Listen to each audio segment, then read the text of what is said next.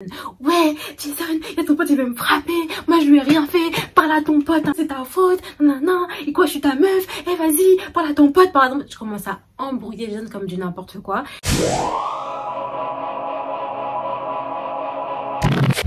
Salut tout le monde, bienvenue sur ma chaîne.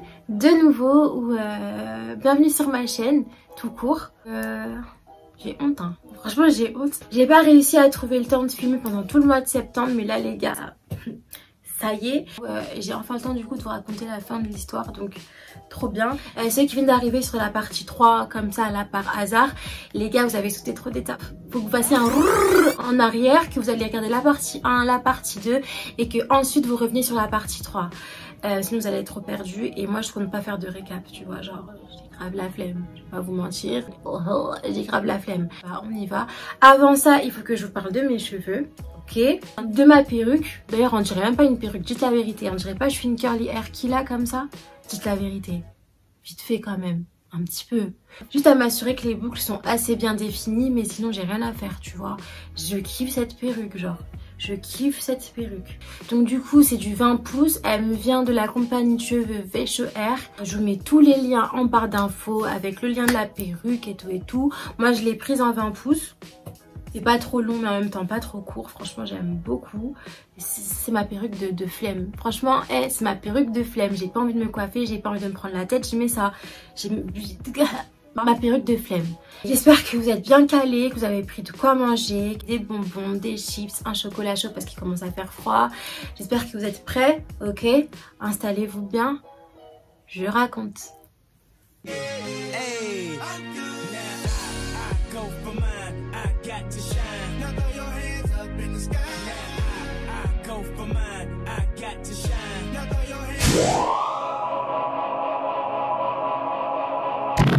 Donc on s'est arrêté du coup au moment où justement moi j'avais arrêté de parler à Jason parce que en fait il a arrêté de me parler parce que du coup je lui ai dit règle ta vie. Je pense qu'il a pas vraiment apprécié que je lui dise règle ta vie, sinon entre toi et moi il y aura rien. Donc du coup je me suis braquée, il s'est énervé, il est rentré chez lui, je suis rentrée chez moi. Et depuis ce jour là j'ai plus de nouvelles de lui. Je lui ai renvoyé un message sur Facebook pour avoir son numéro parce que vous connaissez les filles comment on est. Des fois on a des valeurs, on a des principes, on est là en mode non moi je mérite pas ça et tout. 3 jours plus tard, tu commences à te retourner le faussaire toute seule. Tu commences à dire vas-y peut-être que j'aurais pas dû dire ça, peut-être que je l'ai blessé, j'aurais pas dû, tout ça. Et j'ai commencé à me retourner le faussaire toute seule. J'ai commencé à m'en vouloir, à me dire que vas-y j'ai été trop dure, il méritait peut-être pas ça et tout. Et je lui ai renvoyé un message sur Facebook et tout pour que je puisse un petit peu m'excuser quoi. Je sais pas pourquoi j'ai fait ça. Je ne me demandais pas pourquoi, je sais pas pourquoi j'ai fait ça. D'accord? Du coup, je renvoie un message sur Facebook, le mec il me cala pas. Premier jour, deuxième jour, 3 jours, je vois qu'il n'y a pas de réponse. Une semaine passe, 2 semaines passent, zéro nada kédal, pas de réponse. Zéro nada kédal. Je le prends archi mal, je suis en mode ok, je mets ma fierté de côté, frérot tu me réponds pas. Je suis en mode blessée, tu vois, genre ça m'a piqué sur ma fierté, tu vois. Mais bref, à part ça, je continue ma vie, puis je suis pas en mode non plus dépressif, tu vois, je suis pas en mode il va pas répondre, moi je suis là, je l'ai m'excuser. Je suis pas en mode genre archi triste, en mode ouais et tout, il manque, non, il s'était rien passé entre nous, on s'était rien promis, donc si je veux couper les ponts, pour moi j'estimais que c'était mieux qu'il le fasse maintenant là que je lui ai dit ce que je pensais, le fond de ma pensée, plutôt qu'il le fasse après quand je suis attachée ou que tu vois. Donc du coup moi je continue ma vie peinard, je me dis tant pis en fait, je vais au lycée, mes copines et tout et on arrive un petit peu au jour où je me retrouve avec mes copines. Je sais pas si c'était à la cantine ou si c'était après la cantine, mais en tout cas c'était un midi. Il y a une de mes potes comme ça qui lance le sujet de Jason sur la table, genre elle me dit Anne et tout, et sinon toi c'est comment avec ton métis? Donc moi je la regarde et tout, je lui dis le métis, justement il n'y a plus de métis parce qu'on se parle plus et tout, il me calcule plus. On s'était vu mais ça s'est plutôt mal passé, enfin ça s'est mal terminé et tout, donc là on se calcule plus. Ah bon, vous parlez plus? Je dis non et tout, on se parle plus, il n'y a rien et tout. Je renvoie un message sur Facebook, il me calcule pas, non. Je lui explique un petit peu la situation, je vois que la meuf elle commence un petit peu à gibiler. Cette pote là, il faut que je lui donne un prénom parce que déjà on se parle plus, donc c'est un petit peu délicat de parler d'elle. J'ai pas envie non plus de cracher sur elle et surtout pas sur, tu vois, sur ici les réseaux et tout, mais elle aimait bien piquer, tu vois. Et donc du coup quand moi je lui dis ça, je vois que ça lui plaît d'entendre ce que je lui dis. Elle commence à me sortir quoi. Moi je le vois souvent et tout. À chaque fois que je le vois, il vient me parler, il me demande mon numéro. Je vois que la fois j'étais dans le bus et tout, il m'a tendu son portable pour que je lui marque mon numéro et tout. Mais je l'ai pas fait vis-à-vis de toi parce que ça se fait pas. Mais franchement j'ai l'impression qu'il me kiffe. Hein. Tu dis quoi? Vous connaissez un petit peu les meufs comment on est. Des fois on est archi vicieuse entre nous. Des fois genre laisser tomber, on est archi vicieuse. Donc du coup quand elle me dit ça, je me dis ok, je vais pas rentrer dans son jeu, j'ai pas envie de m'embrouiller avec elle par rapport à un mec qui n'est même pas le mien, un mec qui me calcule même plus, ça sert à rien, tu vois. Donc je me dis bah écoute, si franchement il veut ton numéro et que toi aussi tu veux lui parler ou que toi aussi tu le kiffes, donne ton numéro. Moi ça me regarde plus en fait. Elle me dit non franchement ça se fait pas et tout vis-à-vis de toi et tout. Moi je lui ai dit non, mais franchement j'ai l'impression qu'il me kiffe. J'ai dit bah écoute, si il te kiffe, donne ton numéro, moi ça me regarde plus. Je vois que elle me pique. Au bout d'un moment moi, ça commence à me saouler, mais je préfère rien dire parce que charisme, tu vois, tu connais. Charisme. Tu peux me piquer comme never, je vais jamais monter dans les tours par rapport à un gars. Ça c'est mort, tu vois. Tu peux me piquer comme tu veux. Tu peux commencer à me dire ouais ton mec il me kiffe, ouais ton crush il me kiffe. Frérot, moi je vais jamais monter dans les tours par rapport à un gars, c'est mort. Je vais rester archi calme parce que charisme, tu vois, on se respecte un minimum. Mais la vérité vraie, j'avais le seum. La vérité, j'avais le seum. Déjà frérot, je t'envoie un message sur Facebook, tu me calcules pas. Mais en plus ça, j'apprends que tu gères des petites nettes dans la rue qui sont en plus mes copines. Je suis rentrée chez moi, j'ai commencé à cogiter. Je me suis dit mais lui il me prend vraiment pour une bouffonne, lui il me prend vraiment pour une imbécile. Je suis là, moi je lui envoie des messages, je pense à lui. Je me dis bah ouais c'est dommage et tout. En fait le mec il en a rien à carrer, il est là, il gère des petites minettes dans la rue qu'il voit dehors, jusqu'à des arrêts des bis, il demande les numéros des gens. Moi je suis là, je pense je rentre chez moi, je me dis ça y est, lui je ne veux plus entendre parler. Là je me suis tapé la fiche. Un jour comme ça, je me connecte sur Facebook et je vois quoi? Il s'est décidé à me répondre. En tout cas, je sais pas s'il s'est souvenu de moi comme ça du jour au lendemain, mais en tout cas, il m'envoie un message sur Facebook en me demandant de nouveau mon numéro. Du coup, je lui réponds pour, dans quelle optique, pour aller où, dans quelle optique, dans quel but, pour. Il me dit comment ça, pour, toi t'aimes trop faire la meuf, nanana. Moi je lui dis, t'as pas besoin de mon numéro frérot. Quand je pensais à ma pote là qui me disait que ouais il a couru après elle, je me suis dit mais moi je lui donnais mon numéro. Moi, est-ce que tu m'as bien vu? Genre, moi, je vais te redonner mon numéro. Pas du tout, en fait. Donc, du coup, je campe sur mes positions. Je lui dis que pas du tout, t'as pas besoin de mon numéro. Tu vis très bien sans. Je lui dis, vas-y, ok, vas-y, viens, on se voit. Pas du tout. En vrai de vrai, ça m'avait grave piqué cette histoire. Genre, d'apprendre que ma pote, elle s'est fait gérer par mon soi-disant crush. Ça pique, frère, ça pique, tu vois.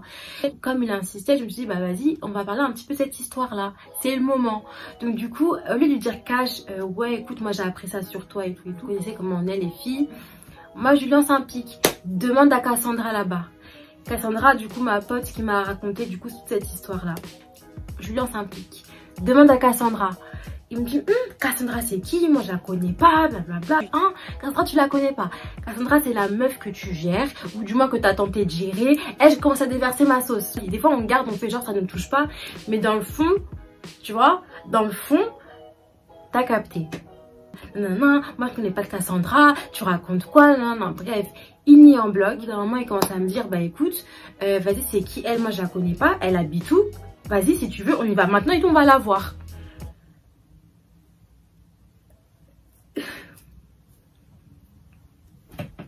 Moi, tu vois, moi là telle que je suis, je vais te prendre par la main, je vais aller toquer chez ma pote et je vais commencer à faire des histoires par rapport à des oh tu as parlé à mon gars, oh tu as parlé à mon crush, oh tu as parlé à un tel, ouais t'as voulu la gérer. Malgré que c'est vrai que ça me piquait. Alors toi là t'es qui pour que moi je te prenne par la main, j'allais embrouiller une fille, frérot tu m'as mis la bague au doigt? Je crois pas. Je lui ai dit que pas du tout, j'avais pas le temps de mentir sur son cas et que... Aller chez les gens pourquoi? À part pour s'afficher, je vois pas le but en fait de faire ce genre de truc là. En plus, en vrai de vrai, lui et moi, on s'était rien promis. Donc de là, aller le prendre par la main pour aller embrouiller ma pote, pour aller mettre cette histoire au clair, j'avais pas le temps de ça. Tu vois, genre. Next. Je commence à me sortir des ta gueule, il commence à me dire ouais vas-y arrache avec ta pote et tout. Je lui dis ok, pas de souci, je m'arrache. Donc du coup moi après cette histoire là, bah je faisais un petit peu ma vie, je calculais pas plus que ça et tout et tout. Donc moi j'étais déterre à ce que cette histoire soit finie et qu'on n'en parle plus. J'étais déterre jusqu'à ce qu'il me chope dans la rue. On fait s'embrouiller comme des chiens sur Facebook. Sauf que quand il me voit dans la rue, il court après moi, il m'arrête, il me sort disquette sur disquette. Mais quand je vous dis qu'il me faisait manger des disquettes, c'était violent. C'était très violent. J'avais pas le même mental qu'aujourd'hui, ok? Donc faut pas m'en vouloir. Franchement, il suffisait que genre... Il me fait ses petits yeux doux. Non, tu sais bien, y'a que toi. La pote, je la connais pas. Y'a que toi qui m'intéresse. Je sais qui, Cassandra. Ouais, je sais Cassandra, moi je la connais pas. Franchement, si je devais aller gérer d'autres meufs, je sais bien que je l'aurais fait. Mais là, y'a que toi. Tu comptes pour moi. Je voulais trop apprendre à te connaître. Et là, tu mets des bâches. Non, vas-y, franchement, Anne ne fait pas ça. Disquette, disquette, disquette. Et moi, je les gobais, je les gobais, je les gobais. Et du n'importe quoi. Franchement, et c'était tout le temps comme ça. Du coup, après cette histoire-là, moi j'ai plus assumé. Aller dire à mes copines que ouais je lui reparle et tout alors qu'il a tenté de gérer l'une d'entre nous, c'est grave la fiche. Moi j'avais pas envie de me poser avec lui mais d'un autre côté il était frais. Il avait du mal tu vois à dire non et tout stop. Dès qu'il me forçait un petit peu tu vois, petit regard en coin et tout, je craquais un petit peu. Donc j'avais du mal à mettre un stop définitif. Du coup on va venir un petit peu au fait, comment ça s'est terminé parce que ça a duré vraiment longtemps. Tout ce temps il y avait cette histoire vraiment genre super ambiguë avec Jason. Il y avait toujours Drix. Si vous vous souvenez bien de Drix, c'est l'un des meilleurs potes de Jason, ok. Et c'est le premier mec qui était venu me parler. Même il a couru après moi avec son petit vélo là. Ok, c'est lui. C'est-à-dire que quand je sortais dans la rue et que je croisais Drix, bah, il me faisait un petit peu toujours du rentre dedans en fait. En mode ouais, tout c'est quand le bac et tout, ça se passe, non, vas-y, quand t'auras fini, on se captera, non. Il me faisait toujours un petit peu de rentre dedans et moi j'esquivais en disant non et tout, là j'ai pas le temps, faut que je me concentre et tout, alors que c'était pas du tout la raison en fait. Il allait me dire que ouais, t'aurais dû lui dire cash, certes. J'étais pas la même qu'aujourd'hui. Aujourd'hui, certes, je te dirais cash, mais avant j'étais une flippette, il me faisait flipper, c'était c'était pas du nimp hein. Lui c'était pas du nimp hein. Quand tu sais son CV, t'as pas trop envie de te friter à lui. Donc du coup, je disais pas, je sortais des disquettes, et d'ailleurs je faisais un petit peu ma vie, on va dire en soum, avec son pote. Voilà. C'était pas réglo, c'était pas cool, je sais. Mais la fin de toute cette histoire compliquée, ça s'est passé du coup le jour de l'anniversaire d'une de mes potes, ok. Donc moi ce qu'il faut savoir c'est que je suis trop une casanière, d'accord. Je suis une fille, j'aime trop rester chez moi. L'histoire de boîte, de soirée, c'est pas pour moi tu vois. Mais malgré tout, ma pote elle m'a appelé, elle m'a grave saucée, elle m'a dit non Anne t'inquiète, c'est un truc posé, on sera entre copines et tout, on va manger, on va danser. Quand elle m'a dit on va manger, elle m'avait dit dans la poche. Je me suis dit bon peut-être que vas-y ça peut être cool tu vois. Donc du coup je me suis un petit peu motivée avec une autre pote et on y est allé. J'y suis allée en basket pour vous dire. Et c'était même pas une soirée où il fallait s'habiller de ouf et tout. C'est vraiment un truc genre posé tu vois. Donc j'y suis allée avec ma pote, on a mangé, c'était cool. Maintenant le truc c'est qu'il y avait ses grandes sœurs qui étaient là et ces grandes sœurs elles connaissaient grave du monde dans la cité, tu vois, elles connaissaient grave du monde et comme elles ont vu qu'elles avaient l'appartement, qu'il y avait la fête et tout, elles ont profité pour elles ramener aussi les gens qu'elles connaissaient, leurs copines, leurs potes et tout. Donc au début c'était vraiment que entre nous avec notre génération on va dire, et puis ensuite il y a eu les grandes sœurs qui ont ramené un petit peu leurs potes, leurs copines et tout, donc il a commencé à avoir la masse de monde qui est arrivée, et des meufs et des grands de la cité et des il commençait à avoir grave du monde. Moi en tant que casanière, quand j'ai vu du monde avec une de mes potes on s'est dit vas-y c'est bon on rentre, genre, ça nous a saoulés, on voulait plus trop rester, donc on s'est dit que vas-y on va rentrer. Maintenant demandez-moi quelle idée sotte j'ai eue. Au lieu de rentrer calmement avec ma copine, je me dis vas-y et tout, je vais appeler Jason comme ça il va nous déposer, d'accord. Ma pote elle me dit vas-y et tout, c'est comme tu veux et tout, appelle-le si t'as envie. Donc du coup moi je décroche mon téléphone, je lui envoie un message, je lui dis vas-y écoute Jason et tout, là je fais une petite fête et tout, je viens me chercher, comme ça tu nous déposes. Il me répond, il me dit quelle fête encore, ouais j'étais où là, non toi depuis quand tu vas à des fêtes, non c'est quelle histoire, non vas-y tout j'arrive. Donc moi toute saucée je me dis ah il va venir me chercher, trop bien. Il arrive, mais il arrive pas tout seul. Je sais pas à quel moment on s'est mal compris, mais bref il commence à se pointer avec qui, avec tous ses potes dont Drix. Drix, le mec que t'as un petit peu taclé par derrière, vu que tu gères une des meufs qu'il a tenté lui aussi de gérer, mais que tu lui dis pas clairement, tu te pointes avec lui. Donc du coup je le vois rentrer dans l'appartement et tout, puis il commence à serrer la main à tout le monde, Il me serre la main en mode ouais je te connais pas et tout, mais alors que frérot toi et moi on se connaît très bien. Mais il fait genre qu'on se calcule pas, il fait genre qu'on se connaît pas et tout et tout. Je me dis ok, il a mis le ton de la soirée. Et donc le fait qu'il fasse ça, moi je comprends très vite que en gros on doit faire genre on se connaît pas, on se parle pas, parce qu'il va pas assumer devant les gens et encore moins devant ses potes qui me parlent. Donc il fait genre qu'il me calcule pas, il passe et moi je fais genre aussi bah qu'on se connaît pas et tout. Il reste avec ses potes. En même temps, il commence à s'acharner sur le buffet. Les gars, j'étais pas prête. Le mec, je lui fais des appels de phare pour qu'on puisse partir en mode gros et tout. C'est quand on part et tout. Que dalle. Le mec, il est concentré sur le buffet. Quand je vous dis qu'il est concentré sur le buffet, laissez tomber. Il fait des allers-retours et gâteaux, et bonbons, et chocolat, et ceci, et boissons. Et le mec, il pensait qu'à son buffet. Je me dis, ok, là, ça commence un petit peu à me saouler. Que tu veuilles pas me parler devant les gens, ok, je le comprends. Mais au moins, fais les trucs bien, on y va en fait. Parce que moi, je t'ai appelé pour que tu puisses me raccompagner. D'un moment, moi, je commence à serrer en fait. J'ai envie de rentrer, je suis fatiguée. Ma pote aussi, elle a envie de rentrer chez elle. Ma pote, elle me dit, vas-y, va te parler. Parce que sinon, moi, j'y vais toute seule. Et j'avais pas envie de partir sans ma pote, donc du coup je me secoue un petit peu et je vais le voir. Et donc je me pointe devant lui et tout et je lui dis vas-y Jason et tout, c'est quand qu'on y va? Il fait le mec qui me calcule pas. Je me dis ouais et tout, on va y aller. Je dis oh gros, sinon moi j'y vais toute seule hein. Il me dit ouais c'est bon et tout, on va y aller et tout, on va y aller. Il fait le mec archi froid, archi distant. En gros il veut pas me parler devant les gens. Je me dis ah bon c'est comme ça. Là j'y repense, même ça m'énerve. Quand ils sont en solo avec vous, ouais tu sais bien il n'y a que toi et tout devant les gens. Ouais vas-y c'est bon et tout tout à l'heure. Quand on est en solo tu me sors tes meilleures disquettes. Quand on est devant les gens ça y est tu me calcules plus. Ok. Je décide de retourner vers ma copine. Quand je retourne vers ma copine, je vois il y a Drix qui est à côté. Il voulait que je m'arrête pour que je lui serre la main, sauf que moi j'étais vénère. Là les attitudes de Jason là comme quoi ouais je te calcule pas devant les gens, je suis le mec distant, alors qu'en solo c'est pas comme ça. Ça m'a un petit peu vénère, donc du coup elle a très bien vu que Drix il voulait me serrer la main, il voulait me parler ou je sais pas quoi. Sauf que moi j'ai pas calculé en fait, c'était pas mon problème, je voulais juste rentrer chez moi.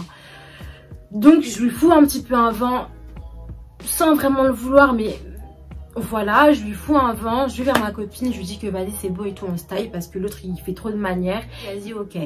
Donc le temps que on dise un petit peu au revoir à tout le monde, je calcule plus Jason, je le regarde plus, je le calcule plus. Et donc du coup avec ma pote on se rhabille et on commence à partir. Arrivé sur le palier du coup de l'appartement, donc on commence à entendre dans le hall des gars, enfin un mec surtout s'exciter tout seul en mode il frappe dans les boîtes aux lettres. On me dit oh bizarre. On se regarde et tout, on me dit c'est qui s'excite comme ça tout seul là. Donc du coup on commence à descendre et tout et tout. Et arrivé dans le hall, on voit quoi? On voit qu'il y a la masse de mecs dans le hall. Comme je vous l'ai dit, moi je suis une meuf, j'aime pas passer devant les gars. C'est un truc, ça me rébute. J'aime pas ça. Donc je vois Drix qui s'excite sur une boîte aux lettres. Il est en train de mettre des coups comme ça dans des boîtes aux lettres. Je comprends pas pourquoi. Mais moi c'est pas mon problème. Je vois juste qu'il y a une tonne de mecs comme ça. Il y a ma pote à côté de moi. Et je trace. Tellement j'ai fait des grands pas, je crois que j'ai dû traverser le hall en 2 pas. Sérieusement. Et donc ça y est, on est sorti du hall. On commence à marcher et tout et tout. On arrive au bout de la rue. Au bout de la rue, je sens mon portable vibrer. Donc du coup, je regarde dans mon sac et tout et tout. Jason. Donc en fait je vous explique, on n'est plus devant les gens, donc ça y est c'est bon, il me calcule, enfin. Quelle foutaise, genre quelle foutaise, genre vraiment des foutaises. Je réponds, je décroche, il me dit ouais t'es où là, t'es où là. Donc moi je pensais qu'il m'appelait pour faire un petit peu des excuses de son comportement ingrat là qu'il a eu. Pas du tout. Il me dit ouais c'est quoi le souci avec Drix? Moi de toute la soirée je l'avais pas calculé son Drix en fait. Donc quand il me dit Drix, Drix quoi? Drix quoi.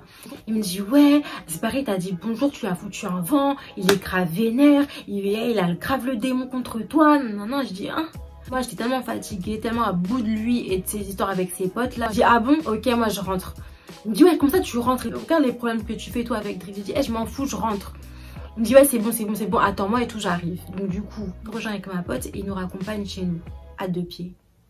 Vraiment quand j'y pense je me dis mais ça servait à rien que je l'appelle, parce que vraiment même pas pour rentrer au chaud, même pas pour être vraiment calé au chaud dans la voiture, même pas pour être tu vois bien, rien. Il vient nous chercher à 2 pieds, donc on commence à marcher pour rentrer. Je dis ouais et tout avec Drix et tout il se passe quoi et tout, comme ça tu m'as pas dit bonjour. Je lui dis ah bah j'ai pas fait exprès et tout, c'est vrai que j'ai vu qu'il m'avait tendu la main mais j'ai pas plus calculé que ça. Il me dit ouais et tout mais faut que tu t'excuses parce que là il est grave vénère. Je dis mais juste pour un bonjour il est vénère, il me dit bah ouais tout, toi tu lui dis pas bonjour, ça se fait pas, blablabla, en plus il est venu le saluer, tu lui as foutu un vent, blablabla, bref. Pour moi c'était pas un truc de ouf en fait, je te dis pas bonjour, ok, mais de là à être vénère pour ça, frérot ça y est, genre remets-toi, c'est pas la fin du monde. Donc bref, donc je rentre chez moi, le lendemain je me lève tranquille. Je me rappelle il y avait tout le monde chez moi. Donc j'étais chez moi et tout, mon portable il vibre.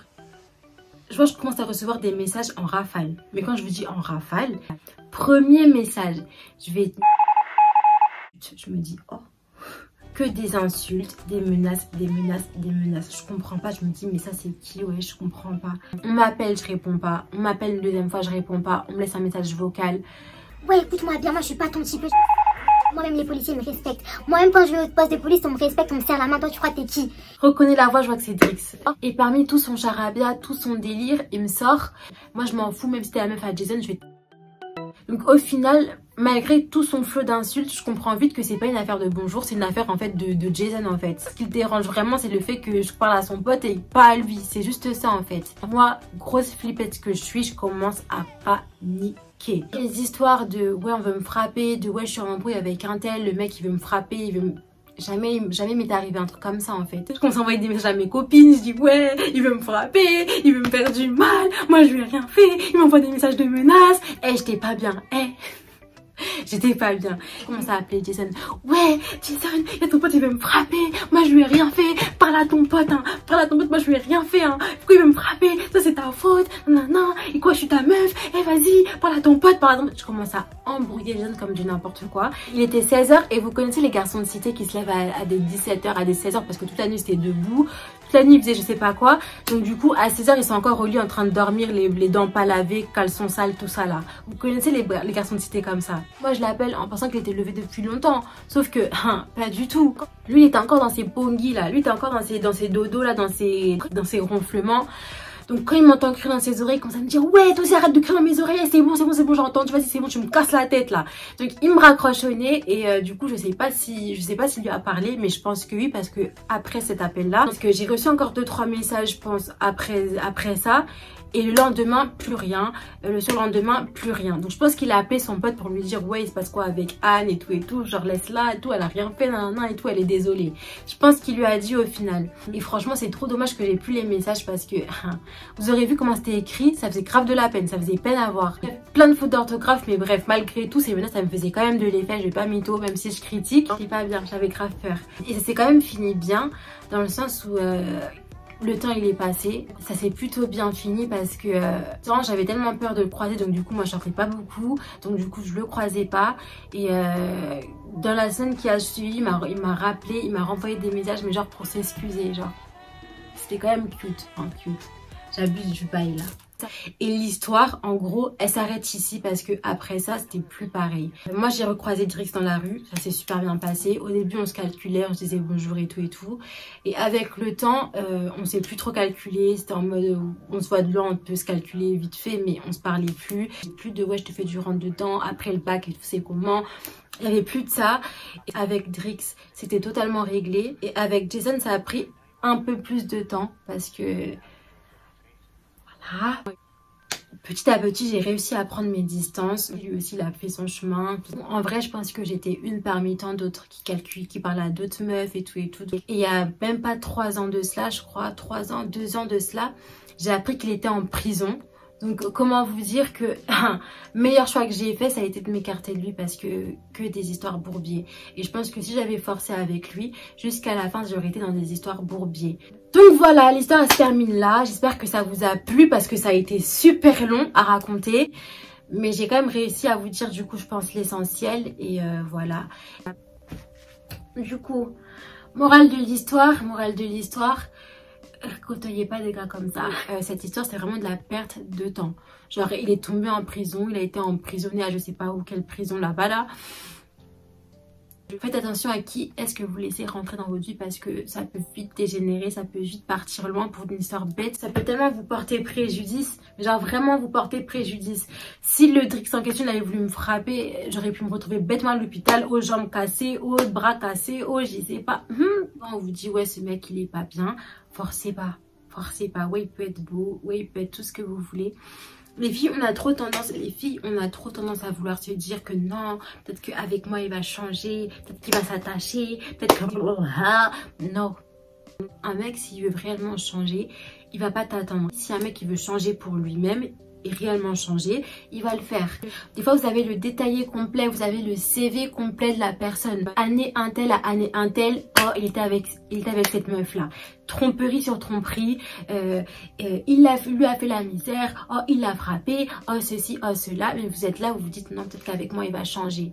Hobby préféré, ça c'est marqué noir sur blanc, il aime tromper les filles, oh non peut-être qu'avec moi il va changer.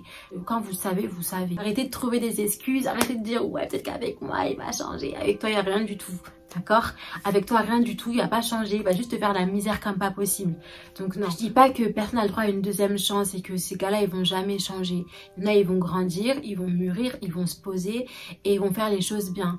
Mais faut qu'ils vous prouvent les choses. Moi, de ce qu'ils me prouvaient, à part les disquettes qui me rentraient H24, il n'y avait rien du tout. Semaine A, il est là, semaine B, c'est Casper le fantôme, il n'y a rien du tout. À faire des polices, à faire des trucs bizarres toujours dedans.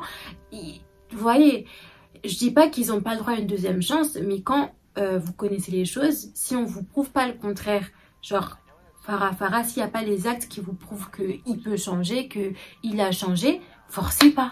Forcez pas. Ne mettez pas vos standards à la baisse. Moi ça c'était mon truc ça.